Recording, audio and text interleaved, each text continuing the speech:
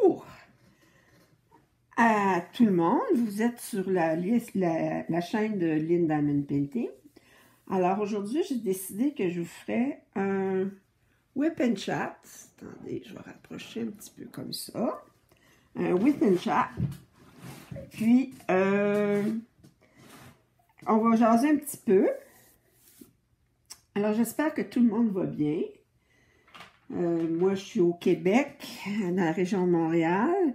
On est en zone rouge actuellement, alors il n'y a pas beaucoup d'activités possibles. Alors, mais moi, ça me dérange pas. J'ai mon activité préférée. Le jour où ils diront qu'on ne peut plus faire du diamond painting, ben là, je vais être malheureuse. Ou le jour qu'ils diront qu'on ne peut plus en commander, ben là, je vais être malheureuse. Alors, j'espère que tout le monde va bien. Moi, la santé, ça va bien. La santé de ma famille aussi. Alors, quoi demander de plus? Alors, je me demande... là, vous voyez, je travaille avec une grille. J'ai commencé ça cette semaine. C'est la première fois. Je n'ai commandé une, puis je dis, je vais essayer ça. Je vous dis pas que je vais l'utiliser à long terme.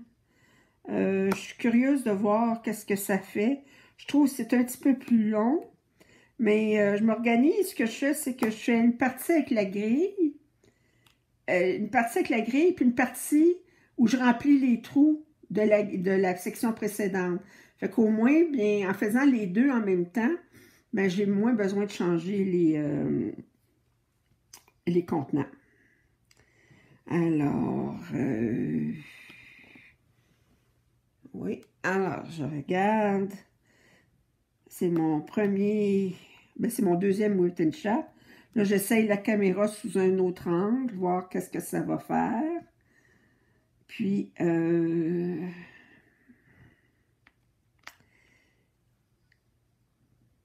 alors, qu'est-ce qu'il y a de neuf?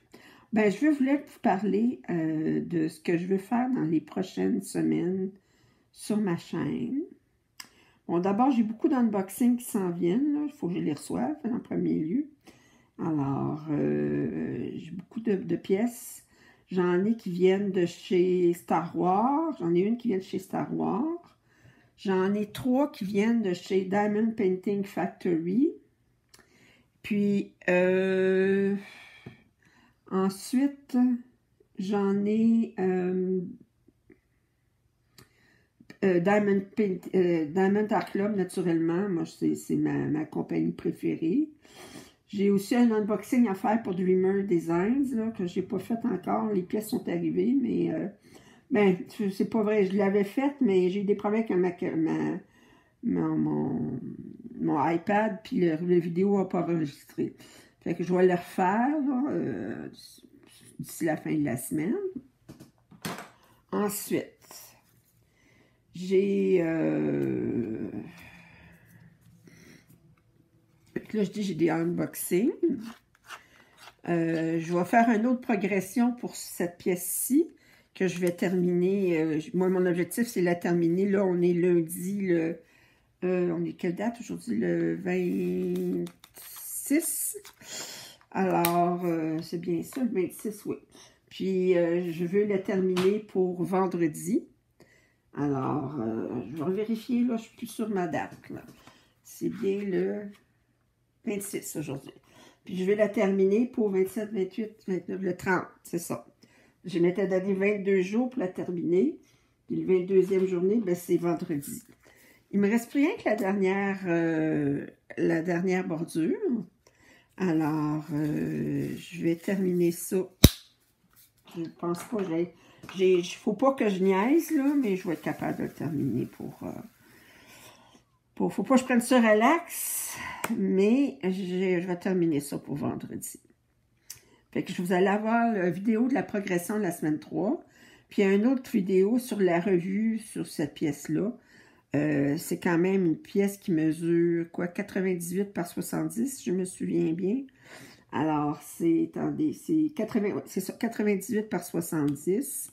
Alors, elle est immense, mais j'ai adoré travailler dessus. Mais je dois vous avouer, là, je commence à être un petit peu tannée. J'ai hâte de la terminer, de faire autre chose. Ensuite, fait que vous allez voir cette vidéo-là. Fait que là, je parlais de unboxing, je parlais de vidéos sur cette pièce-là, la revue. Non, ça se peut que vous ayez des unboxings de chez Run Far aussi. J'ai commandé, vous avez déjà vu 3 pièces de Run Far, des unboxings, mais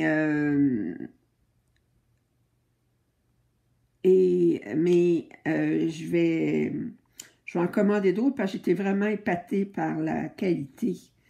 Puis je suis allée sur Amazon, là, puis c'est toutes des pièces 40 par 50. Vous en avez avec des perles carrées, des perles rondes. C'est vraiment c'est pas le canevas qui mesure 40 par 50, c'est la pièce où est-ce qu'on place les diamants. Et la qualité est vraiment superbe. J'ai été épatée. Fait, je vais en recommander parce que j'ai vu qu'il y avait beaucoup d'autres pièces qui me tentaient. Ensuite de ça, j'ai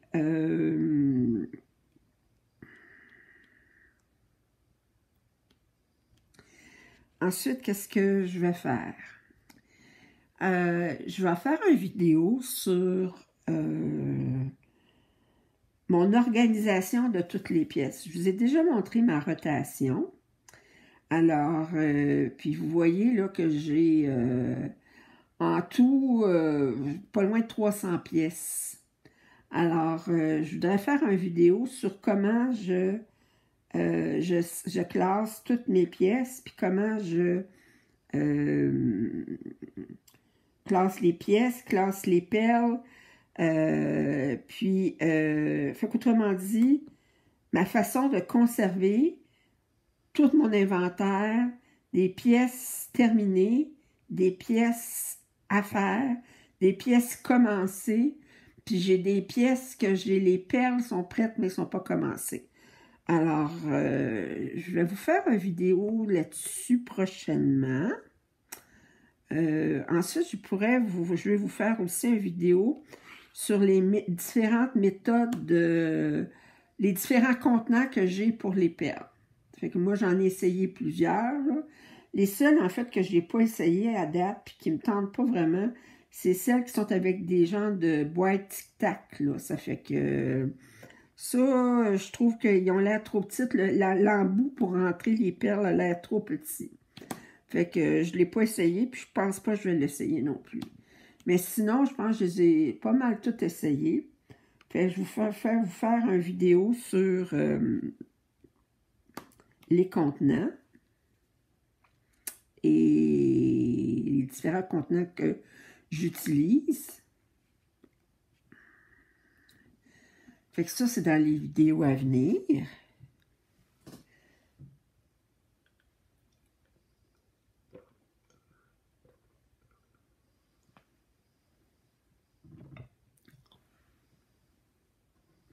OK, j'aimerais vous faire aussi une vidéo, en fait, ça va être des vidéos sur mon inventaire. Pourquoi je dis des? Parce que je ne peux pas faire ça en une vidéo. Ça va être plusieurs vidéos. Je vais essayer de diviser ça. Je ne sais pas trop comment, là, mais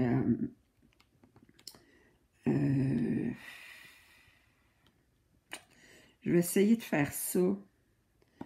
Ça, disons, ça va être plus dans le prochain, peut-être prochain 2 mois, là, que je vais faire l'inventaire. Peut-être y aller par... Parce que je peux y aller de différentes façons.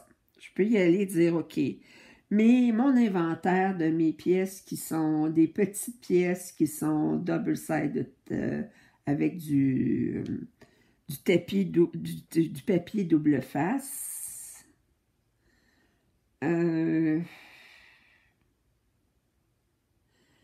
Les grandes pièces de papier double face. Les petites pièces, bon, je ferai une différenciation entre les pièces qui sont comme de compagnies où est-ce que c'est des artistes licenciés ou licenciés, plutôt pas licenciés. Et puis les compagnies où est-ce que c'est plus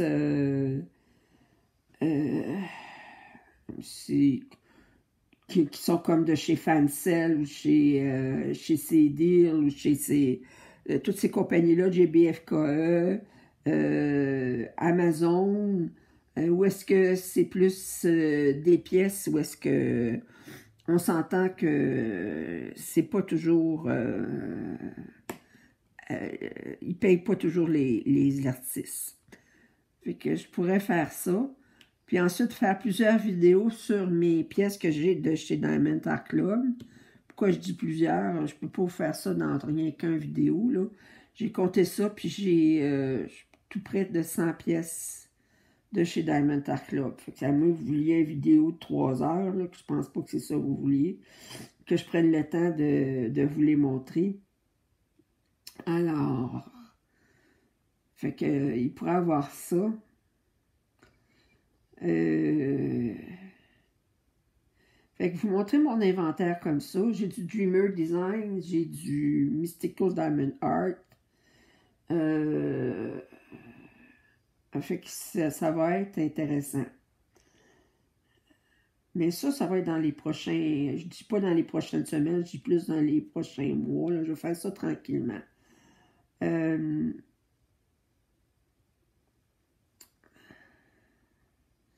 Ensuite, j'aimerais vous faire des tutos. Si vous avez des idées de tutos que vous aimeriez me voir faire, je vous en prie, mettez-les en commentaire.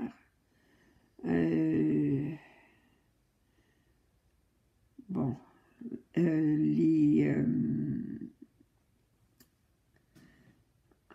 ok, excusez, je vais juste... C'est un symbole dont j'ai pas beaucoup, fait que je vais être sûr, je l'ai pas beaucoup. Ok.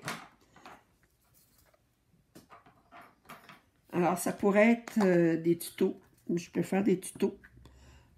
Des tutoriels.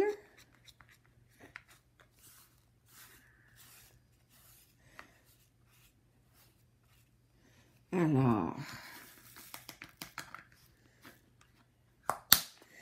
c'est drôle parce que j'ai commencé avant, je regardais surtout des vidéos en anglais sur le Diamond Painting.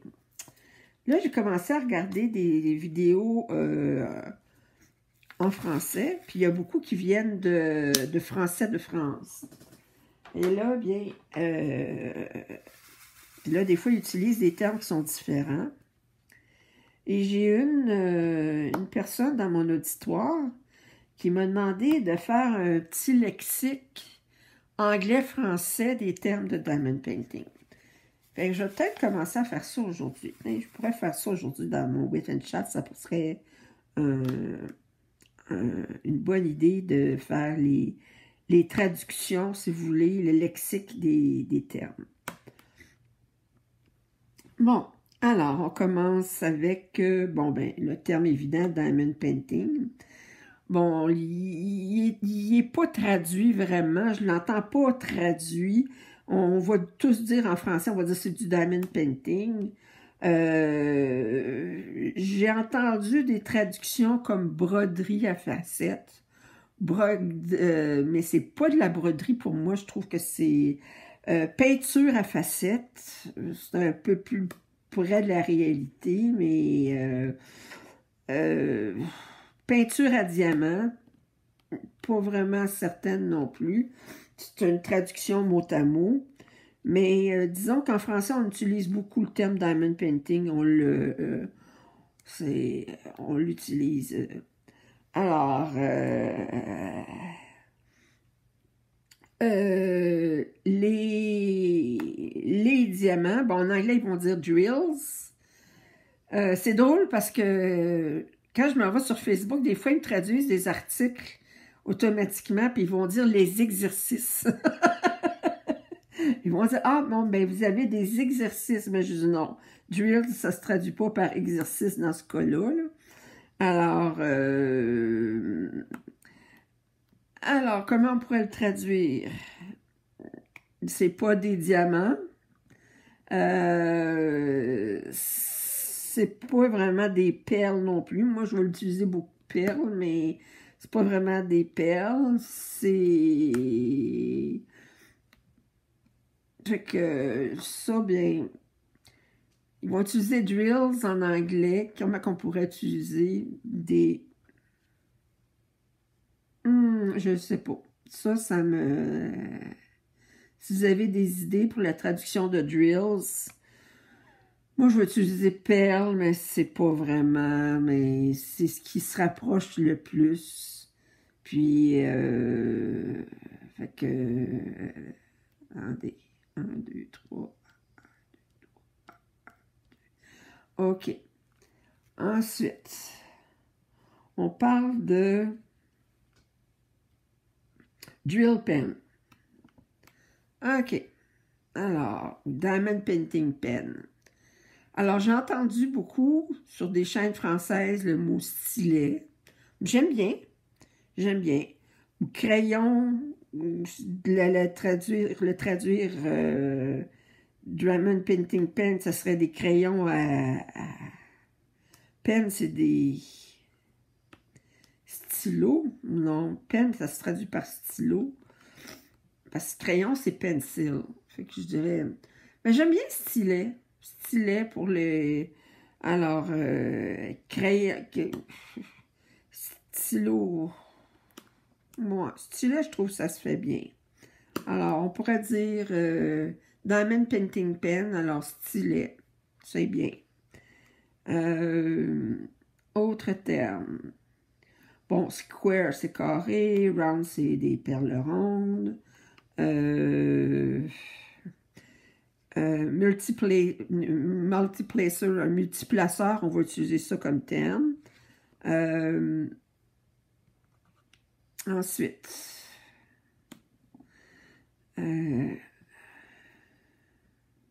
quel autre terme est-ce qu'on a?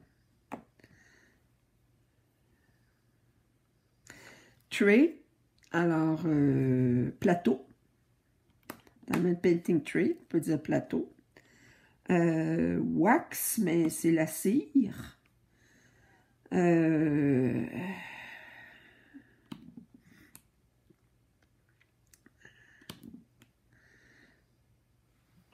Ça, c'est des pinces.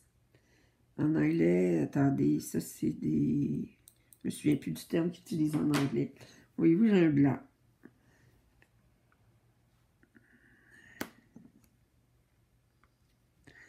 Ensuite de ça,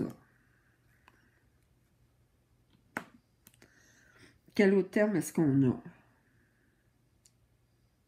On parle de full drill. Alors, c'est une pièce pleine, alors pleine, tandis que partial, ben, c'est un partiel. Special beads, on va parler de perles spéciales. Voyez-vous, on l'utilise facilement en perles spéciales quand on parle de special beads. Fait que je pense que ça serait vraiment le terme qui serait le plus approprié pour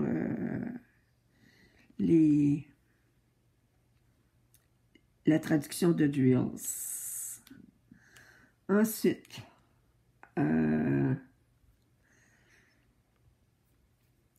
qu'est-ce qu'on peut dire d'autre?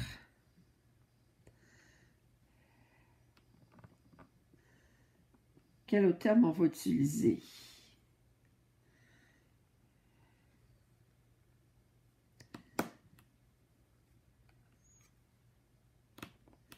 Bon, inventory, c'est un inventaire.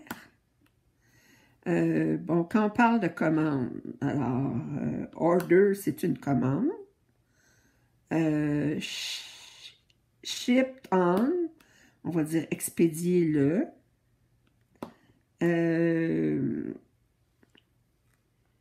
Received on, alors reçu-le. Donc là, j'essaie de traduire les mots qui sont souvent utilisés dans les unboxings. On va dire aussi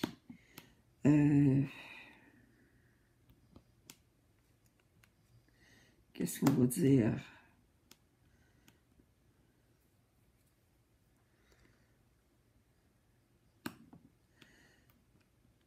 Canvas, bon, c'est Canva en français.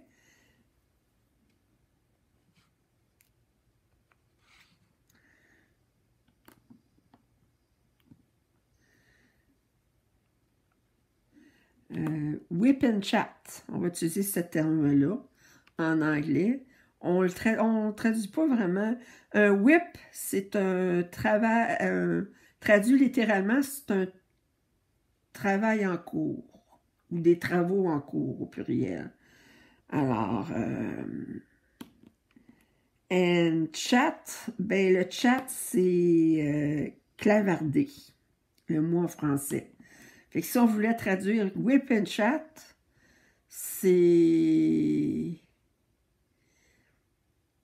Et je clavarde en travaillant. Je ne sais pas sur un projet. Mais on va utiliser surtout, on va garder la même expression en français parce que tout le monde sait ce que ça veut dire. D'ailleurs, cette vidéo va s'appeler Whip and Chat. Puis je vais décrire un petit peu ce dont je vais parler.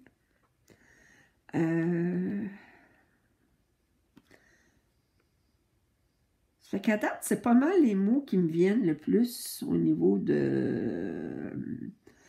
Qu'est-ce qu'on va utiliser aussi? On va parler de... Comment on appelle ça en anglais? Les projets où est-ce qu'on va faire travailler ensemble. On va dire un along, pinson along ou choc-along. Moi, il a utilisé choc-along ou ça, mais ça, c'est... On travaille ensemble. Alors, fait qu'on dirait bien... travaillons ensemble sur du Chuck Pinson, mettons. Alors, ça serait comme un... ensuite...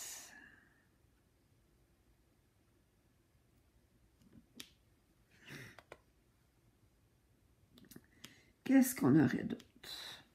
Je pense que j'ai fait pas mal le tour. Legend, la légende, ça c'est on va utiliser le même terme. Ou la list of symbols. Alors, les légendes des symboles ou la liste des symboles. Je pense que ça fait pas mal le tour.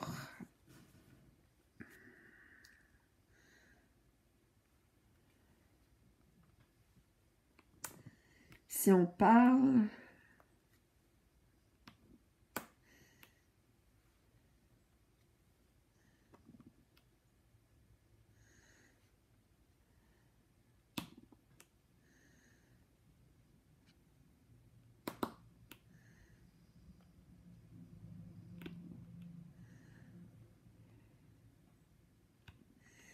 Je vais être un peu philosophique dans cette vidéo. Je vais parler de la pandémie. Puis, je me disais, est-ce qu'il y a des pandémies comme ça, une fois tous les 100 ans? Dans l'histoire du monde, là, pas mal à toutes les 100 années, là, il y a une pandémie, il y a une grosse épidémie qui est mondiale. Il y en a eu des très fatales,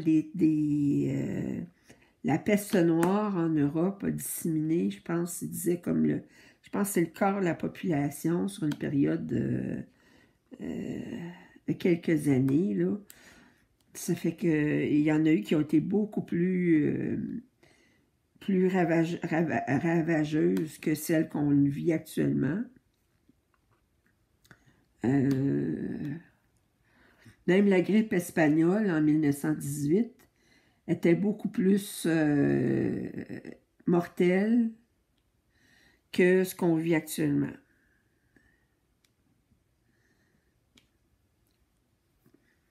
Moi, je regardais un film qui parlait d'une histoire vécue qui parlait d'une éclosion d'Ebola dans la ville de Lagos, au Nigeria. Et il disait que, bon, à ce moment-là, Lagos, c'est une ville de 21 millions d'habitants. Puis il y a un diplomate qui est venu dans un centre, un hôpital, puis qui avait de la forte fièvre. Puis on lui a demandé, avez-vous côtoyé des gens avec l'Ebola? Non, non, non. Mais finalement, ben, il l'avait. Puis là, bien, les gens au début, ben, c'est les docteurs, les infirmières, ils n'ont pas pris les précautions qu'il fallait parce qu'ils ne savaient pas que c'était l'Ebola. Puis là, ben, le temps qu'ils sachent qu'il était l'Ebola, ben là, ils se sont habillés, mais c'était trop tard. Mais ils ont été excessivement chanceux parce que, ben, chanceux dans leur malchance, c'est que ça aurait pu dégénérer dans une éclosion majeure dans la ville de Lagos. Mais finalement, il y a juste 12 personnes qui l'ont attrapé, l'Ebola. C'était toutes des personnes qui ont été en contact direct avec ce diplomate-là. Il y avait son aide, là, il y avait un assistant qui l'avait amené à l'hôpital. Puis, il y avait une dizaine de personnes qui étaient dans l'hôpital, qui travaillaient à l'hôpital. Alors, des médecins, des infirmières, des infirmiers qui l'ont attrapé. Alors, et ça a fait... quand on y pense, l'Ebola, c'est une maladie qui est dépendant des souches, là. Mais cette souche-là, là, il disait que c'était 80 à 85% de mortalité. Par contre, mais c'est un taux qui était pris en considération parce que avant, c'était tout le temps dans la brousse, dans des villages reculés qui avaient attrapé l'Ebola, là. Là, c'était la première fois que ça se passait dans une ville plus moderne, disons. Puis aussi avec des gens qui sont plus en santé, qui sont plus résistants. Alors, fait que... Mais je me dis, qu'est-ce qu'on fait quand on sait qu'on a attrapé une maladie? Bon, là, il a été envoyé dans un centre réservé aux patients d'Ebola pour ne pas infecter d'autres personnes. Puis là, ils se sont retrouvés... quand tu sais que tu as une maladie qui a 80% de décès, ça doit être assez paniquant. Mais je pense qu'il disait sur la dizaine d'employés qui ont été envoyés dans ce centre-là, qui avaient attrapé l'Ebola, il y en a 4 qui sont décédés. Fait qu'ils ont eu quand même un taux de mortalité plus bas que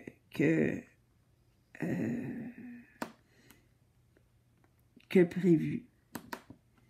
Mais je me dis, la grippe espagnole, c'était pas du 80%, mais c'était très élevé. C'était drôle parce que la grippe espagnole, ça tuait plus les jeunes que les vieux. Ça fait que, il disait, c'était comme les jeunes, leur système immunitaire réagissait trop. Puis c'était leur système immunitaire qui finissait par les tuer au lieu de la grippe espagnole. C'est comme si...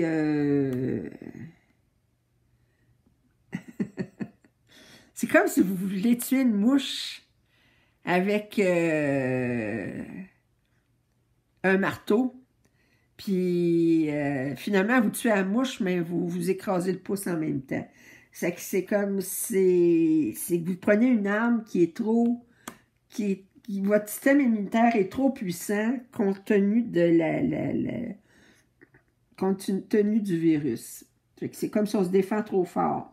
On finit par être tué par nos armes et non pas par le virus.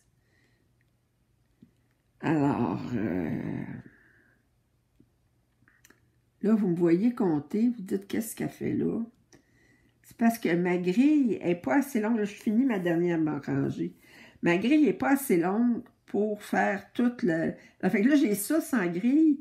Fait que je continue comme si j'avais une grille. Fait que je compte mes choses pour faire seulement, pour continuer à avoir une grille tout le long pour que ça soit uniforme, en tout cas. Fait que tout ça pour dire que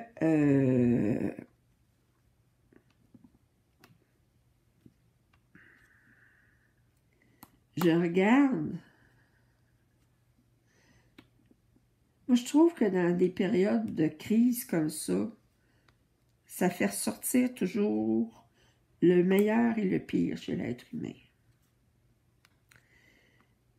Il y a des gens qui vont aller vers la négation. Non, non, non, je ne veux pas changer mes habitudes. On a juste pensé au président qui est au sud de notre frontière, de ma frontière, qui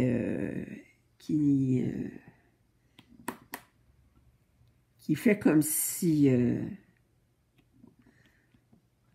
c'était une maladie banale, le COVID. On voit d'ailleurs ce que ça donne au niveau des morts aux États-Unis. Vous avez... Moi, je regarde, je vois des gens, là, je n'aurai personne, mais qui prennent ça tellement, là, oh mon Dieu. Ils ont tellement peur de l'attraper. Puis moi, ben, je suis comme... J'ai pas peur de l'attraper, j'ai peur de la donner. Je veux dire que moi, je l'attrape, ben, je resterai chez moi, je me soignerai, puis j'espérais que je vais m'en sortir sans séquelles. Puis que je vais m'en sortir, première des choses. Mais la dernière chose que je veux, c'est... ma mère, elle a 85 ans. Elle va avoir 85 ans jeudi de cette semaine. Puis, ben, la dernière chose que je voudrais, c'est aller lui rendre visite, avoir la COVID sans le savoir, puis lui donner. Ça, là, je me le pardonnerais pas. S'il fallait que je donne, puis qu'elle en meure, là, ça, là, c'est comme...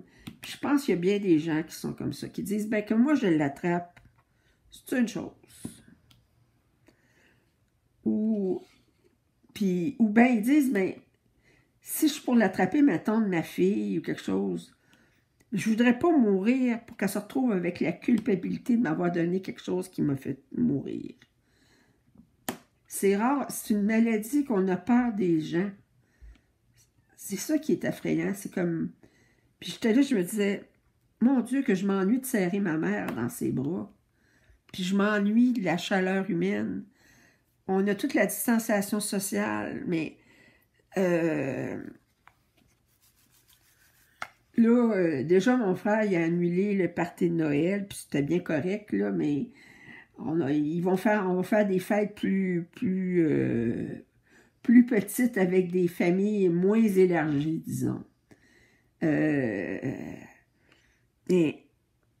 on a besoin du contact humain.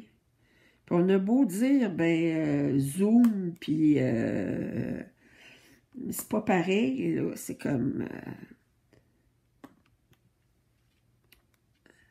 aller manger. Moi, je suis pas allée au restaurant depuis le début de l'épidémie en mars. Je m'ennuie d'aller manger au restaurant. Puis d'aller manger au restaurant, puis manger au restaurant sans crainte. Parce que là, les restaurants actuellement sont refermés dans la zone rouge au Québec. Mais ils ont ouvert cet été. Mais j'étais là, j'ai dit, tant qu'à aller au restaurant, avec le masque, de dire, bon, là, je l'enlève, je mange, là, je le remets, puis, ben, écoutez, là, c'est comme, ça enlève le plaisir, là, c'est comme, fait que je m'ennuie de ça. Puis...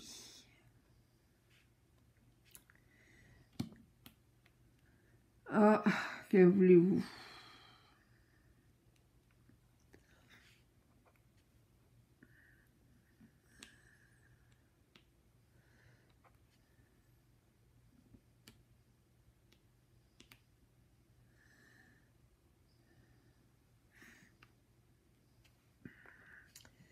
Alors,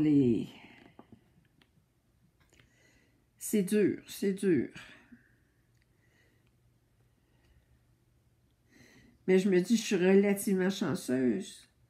je travaille pas dans le domaine de la santé. Quand je pense aux gens qui travaillent dans le domaine de la santé, comment ça doit être épuisant. Puis j'entendais, il y avait un médecin, il y a une émission qui s'appelle De Garde 24/7 ou une chaîne canadienne. Puis là, il y avait un médecin qu'on voyait tout le temps dans cette chaîne-là, puis qui disait, ben, je perds du plaisir dans mon métier, parce qu'il porte tout le temps le masque. Il va voir les patients qui vont porter le masque aussi, mais on ne voit pas les expressions du visage, puis il dit, quand je leur parle, ils ne voient pas mon expression, puis il y a beaucoup de choses qui passent par travers les expressions, le visage, ça, puis qui sont complètement enlevées. Moi, quand je suis à l'extérieur, puis que je m'en vais à l'épicerie, ou j'essaie de sourire avec les yeux, mais c'est pas pareil, là, puis c'est comme... c'est que les sourires nous manquent. Alors, fait que c'est dur. Puis je comprends que c'est moins pire ça que d'avoir une épidémie encore pire puis d'avoir plus de morts. Puis on le fait, ce sacrifice-là. Mais c'est dur. Puis je me dis, puis je suis chanceuse, j'ai pas aussi de jeunes enfants. Essayez d'expliquer à un enfant qui peut pas aller embrasser sa grand-mère. Un petit enfant, je veux dire, c'est comme... les enfants ont encore plus besoin pour eux autres, mais ils adorent leur grand-mère, puis ils veulent aller... Imaginez-vous, là, comment que ça brime. Mais c'est essentiel de le faire. Mais moi, je trouve ça drôle, parce que quand j'entends des gens là, au Québec ou aux États-Unis qui sont anti-masque, OK? On est tanné du masque. Mais c'est parce que vous êtes tanné de la COVID. Le masque, c'est à cause de la COVID. Puis tout le monde est tanné à cause de la COVID.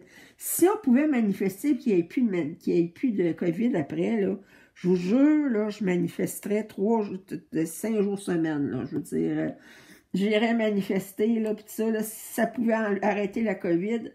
Mais ils disent, ben, on est contre, ça brime nos libertés. C'est pas le masque qui brime vos libertés. C'est la COVID qui brime vos libertés. Mais il faut vivre avec. On peut pas faire. Il y en a qui veulent faire comme si ça n'existait pas. Puis c'est ces inconscients-là qui font que on a encore plus de morts, puis que ça va durer encore plus longtemps. Là, au Québec, là, aujourd'hui, ils disaient que on nous avait demandé un effort de 28 jours. 28 jours à limiter nos contacts sociaux, pas de visite, bon, etc. Mais là, ils disent que ça va être prolongé. Ça fait parce que la courbe ne baisse pas. On est toujours dans les 1000 cas par jour. On a au-dessus de 500 personnes qui sont hospitalisées pour la COVID. Mais ces lits-là, ils ne sont pas utilisés par des personnes qui sont malades d'autres choses. Il y a des effets collatéraux.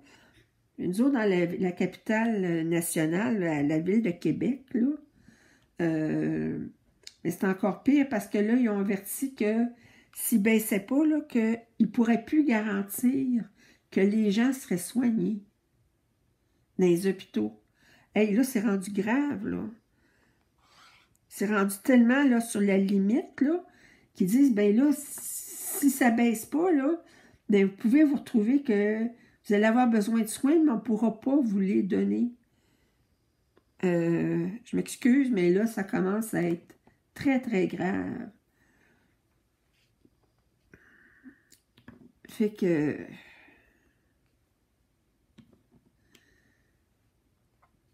c'est une période difficile. Je ne sais pas si dans 20 ans, on dira, tu te souviens-tu du temps où est-ce qu'on avait la COVID? Mais je pense que... des fois, OK, alors je suis désolée, mais mon vidéo s'est arrêtée rapidement parce que j'avais atteint la limite de temps possible. Alors, mon premier Whip and Chat se termine comme ça aujourd'hui. Si vous désirez vous abonner, je vous en prie, faites-le. Et si vous avez aimé, un like est toujours apprécié. Au revoir.